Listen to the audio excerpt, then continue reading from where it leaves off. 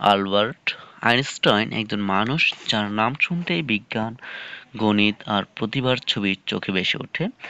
তিনি জন্মেছিলেন 1879 সালে 14 মার্চ জার্মানির উলম শহরে। ছোটবেলায় অনেকে ভাবতো এই ছেলেটা খুব সাধারণ, এমনকি বলা হয় যে তিনি 3 বছর বয়স পর্যন্ত ভালো করে কথা বলতে পারতেন না। কিন্তু সেই সাধারণ ছেলেটি একদিন হয়ে উঠেছিলেন বিশ্বের সবচেয়ে প্রভাবশালী বিজ্ঞানী। আহ, আজকে আইনস্টাইনের সবচেয়ে বিখ্যাত তত্ত্ব হলো আপেক্ষিকতার তত্ত্ব বা থিওরি অফ রিলেটিভিটি। এই তত্ত্বই আমাদের পৃথিবী, মহাকাশ, সময় এবং গতির সম্পর্ক নতুন করে চিনতে সাহায্য করেছে।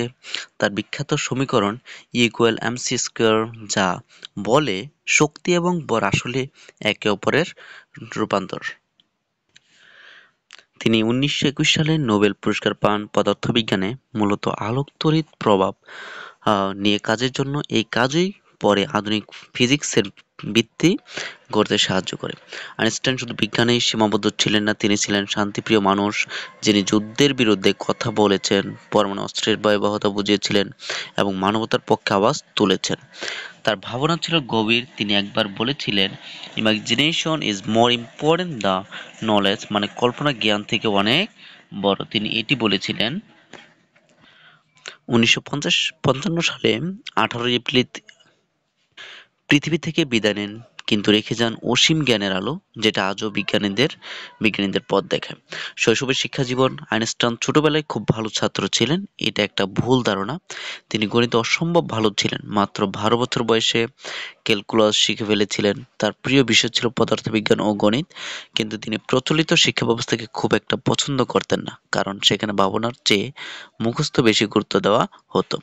জার্মানি থেকে আমেরিকা 1933 সালে নাৎসি পার্টির উত্থানের সময় তিনি জার্মানি ছেড়ে যুক্তরাষ্ট্রে চলে আসেন, কারণ তিনি ছিলেন ইহুদি এবং নাৎসিরা তখন ইহুদিদের বিরুদ্ধে বর্বর আচরণ শুরু করেছিলেন। তিনি বিজ্ঞান ও গবেষণা করেছিলেন। আইনস্টাইনের কাজ শুধু আপেক্ষিকতা নিয়ে সীমাবদ্ধ ছিল না, তিনি কোয়ান্টাম মেকানিক্স, গ্যাসের তত্ত্ব, মহাকর্ষীয় তরঙ্গ, ব্রাউনীয় মোশন ইত্যাদিতেও গুরুত্বপূর্ণ অবদান রেখেছেন।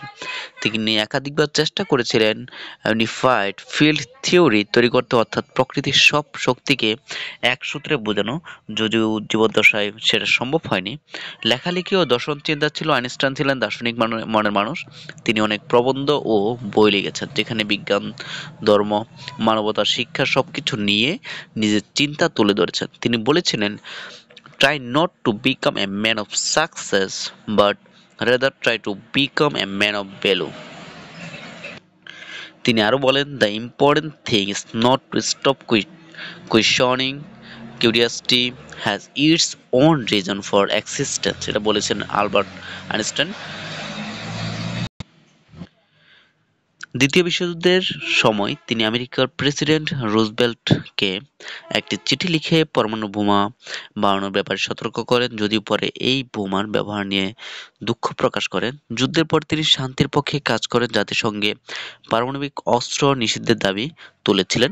আইনস্টাইনের মস্তিষ্ক ছিল যে মৃত্যুর পর ডাক্তাররা তার মস্তিষ্ক সংরক্ষণ করেন, কারণ তারা বুঝতে চেয়েছিলেন কিভাবে এক মানুষের চিন্তা এত গভীর হতে পারে। পরবর্তীতে গবেষণায় দেখা গেছে তার মস্তিষ্কের কিছু নির্দিষ্ট অংশ একটু আলাদাভাবে গঠিত ছিল।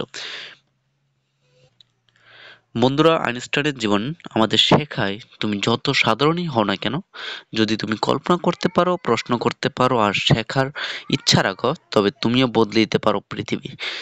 যদি ভিডিওটি ভালো লাগে অবশ্যই লাইক, কমেন্ট আর সাবস্ক্রাইব করতে ভুলবেন না। দেখা হবে পরের ভিডিওতে নতুন কিছু শেখার জন্য।